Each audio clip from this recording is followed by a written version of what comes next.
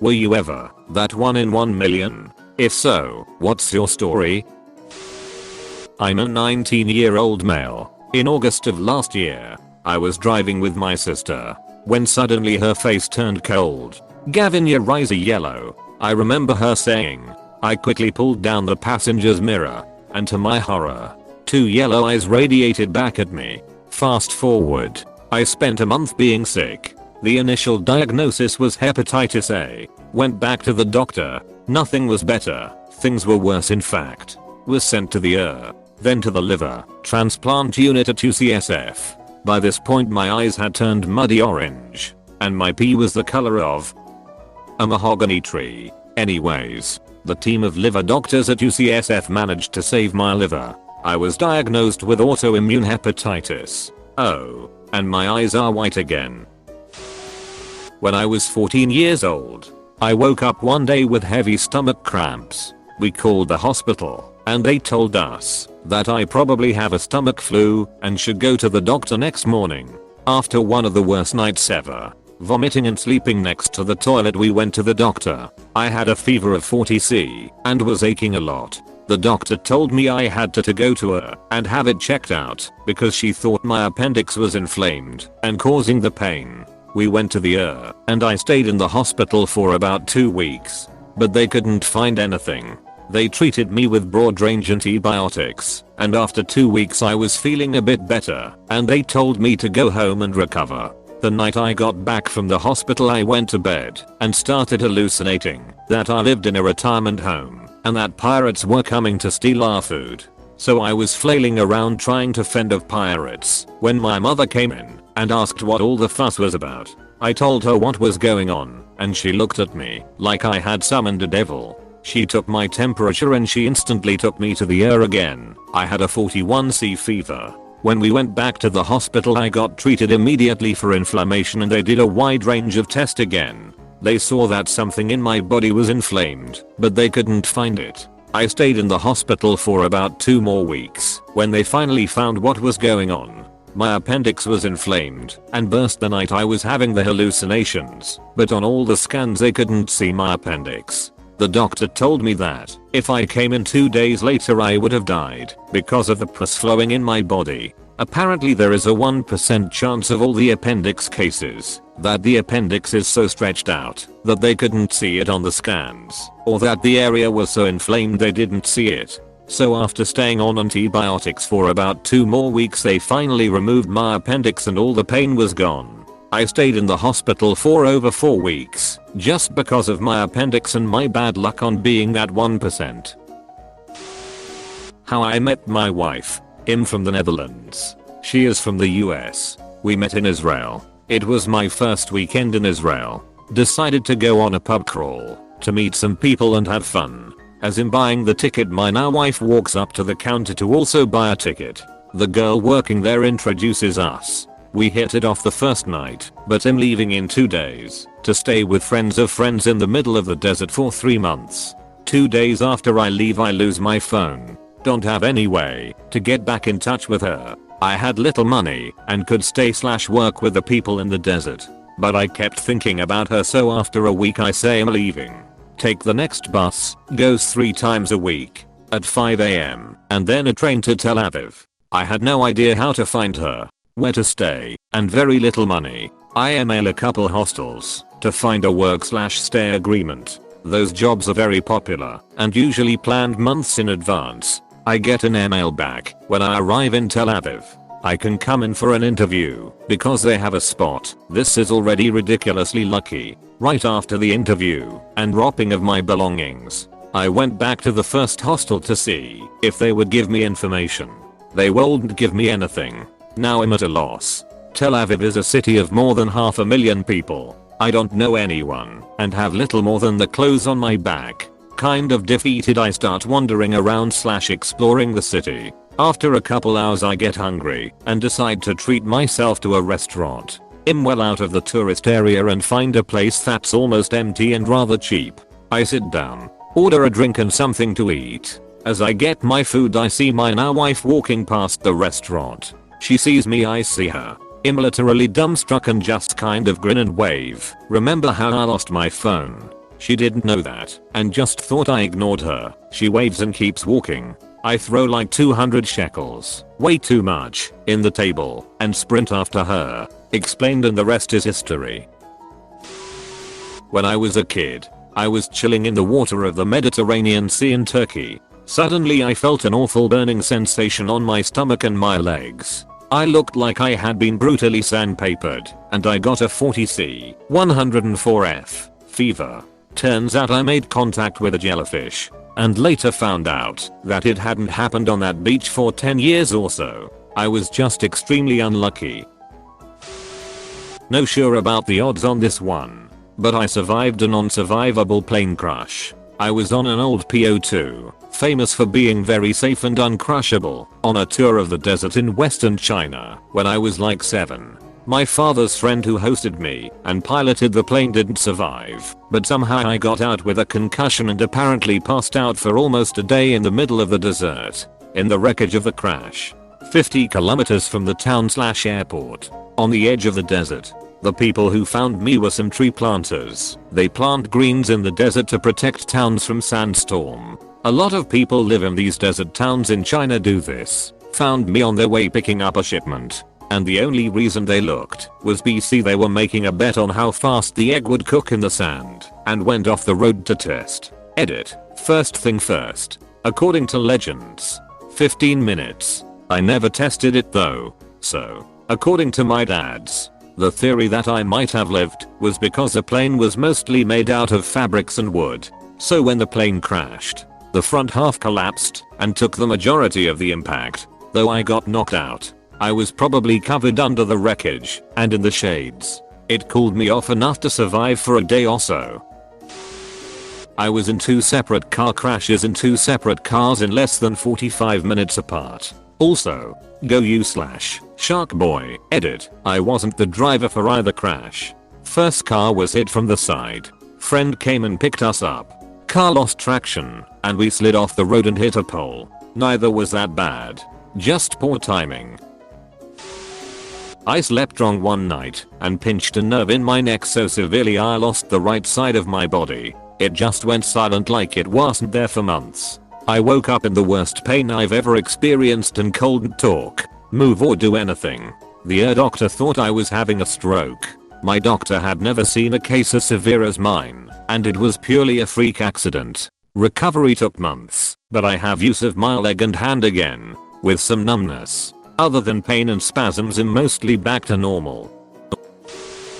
Had 2 11 centimeters benign tumors growing in my spine, resulting in gradual paralysis from my chest down. They had no idea how the tumors formed. Surgery took 11 hours when they thought it would take 4 because the tumors were so complexly woven throughout my spine. I now have pretty much half a spine and chronic pain, but it'd take that over losing my life from paralysis and being unable to breathe. Edit. Wow. Thank you for all the support. I didn't realize this was going to blow up as much as it did.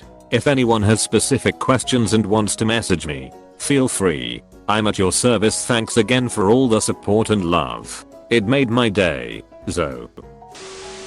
The first one, I don't know about the exact odds, but I was born on the 7th of July 1977 and weighed 7 pounds and 7 ounces. Sadly though, I clocked in at 6:50 a.m. The other is that around the age of 14 I started to notice the outsides of both of my feet starting to get much wider. After a couple of years of buying expensive custom made shoes, they decided to perform surgery on my feet. Turned out I had extra muscle growth along with something else I don't recall at the moment. My podiatrist told me he submitted a scholarly article on it. May also have been genetic, as when my dad was 3, he developed an extra toe growing out of each one of his big toes. When I was a teenager, I had just started working at the local Sears Auto Center Express Lube shop, and on day 1 did a quick orientation in my first oil change. The manager walked away when he felt I was good to go, and the oil change went well. Fast forward a few days later, my manager asked me to come into his office and he explained that the oil filter I had used had one huge flaw. I didn't know what that was, and it turned out the filter was pressed on backwards into the filter can, and it wouldn't allow oil to flow in, and it damaged the motor. They had to purchase a new motor for the person, and I still kept my job. He said it was a 1 in a million chance that would have happened, and it did on my first oil change. I was struck by lightning while talking on a landline. This was in the early 90s. Lightning struck the telephone line and traveled through the handset to my ear. My parents drove me to the ER. I couldn't talk very well. My brain knew what I wanted to say, but my mouth didn't want to say it. I had a terrible stutter. My doctor told me that I had had a dose of good, old-fashioned electroshock therapy. My speech was normal the next day, but I'd get a terrible headache whenever a thunderstorm comes through. Edit. AutoCucumber Edit 2, thank you for the gold. I have an unknown type of autosomal dominant intranuclear myopathy. My type of it is so rare that they haven't even seen it before. Getting diagnosed was a multi-year struggle. They pretty much had to rule out everything else. It doesn't feel great to be in this club by myself. Countless blood draws, MRIs, CAT scans and a Bayesian genetic test. So far, it looks like my father and I are the only ones with it. Yay. Edit. Thank you guys for all the kind messages and support. I really do appreciate it. If anyone is going through the struggle of getting a diagnosis, message me. I can't help with the diagnosis, but I can help with the feelings. Second edit. As a researcher has pointed out, this isn't really rare. Just a type that hasn't really been seen in the population yet. Meaning there is certainly more people out there, just not tested or diagnosed yet. In the future, I'll probably be 1 in 50, 000 to 1 in 100, 000. Sorry to make everyone think I was 1 in a million. Bought $3 worth of pong balls at one of those games at the state fair. I think it was 10 balls. And the grand prize is in the middle, and you have to land it in a small glass container. I was having fun and just decided to throw it by flicking my wrist in a weird way. It bounced around for a while and landed right in the red glass container, which was the grand prize. Even the worker was surprised that I got it. Had to walk around the state fair with a giant Charmander plush toy after that. Not quite 1 in a million, but close enough. As a child, I had an extremely rare autoimmune disease. On top of having an extremely rare illness, I developed the rarer and most dangerous of the symptoms. My kidneys started shutting down. Most kids recover from this disease, but not always the ones with kidney issues. I was extremely lucky. I did not have to go on dialysis, and my kidneys eventually reached normal functioning levels. It took a decade to be completely cleared of the disease. My mother likes to call me a miracle child not only because of this, but because she was not supposed to be able to have a kid due to health issues, and had several miscarriages before my stubborn ass decided to be born. Weird shit. I have a very rare skin disease that only 1 in a million people get. I've been told that I'll probably never meet another person in my lifetime with it. Haley disease for those interested. Edit. For those asking, 1. I was diagnosed by a team of dermatologists. They had to take a biopsy of one of my many outbreaks. A picture of that particularly horrible rash is currently in a medical journal, or so I've been told. 2. Yes, it is a very painful disease. 3. Yes, I get steroid injections for it. I also get Botox injections to control sweating and prevent some of my outbreaks. 4. No, I don't know if you have this disease. You have to get a biopsy. 5. Yes, it's inherited. My mother was a carrier, and I've been told my grandmother had the disease for more than half her life. I was born 1 pound and 6 ounces in 1998. Doctor said I had like a 15% of surviving or something like that. They also said that if I did survive I would have been a vegetable. So months pass. Funny thing was I came out of the hospital on the day I was due, came out in February, left the hospital in June, while I'm still forming as a baby and it's 20 years later, and I'm alive and healthy. I can walk, talk and all the normal things. Only thing really wrong with me is my right eye is hanging on a thread cause of reasons and I'm socially autistic. I guess that's 1 in 1 million. I was so freakishly allergic to ant and bee venom as a child that a single sting from a single little common black ant put me into anaphylactic shock. When my allergist was preparing to start immunotherapy for me, he found that the in-office lab equipment wasn't sensitive enough to measure the infinitesimally small amount of allergen with which to start my titration. So he had to send a sample of my blood to Johns Hopkins so that their lab could determine how much to give me. I did immunotherapy for several years to reach an immune response level at which it would be safe for me to basically exist in a non-frozen climate.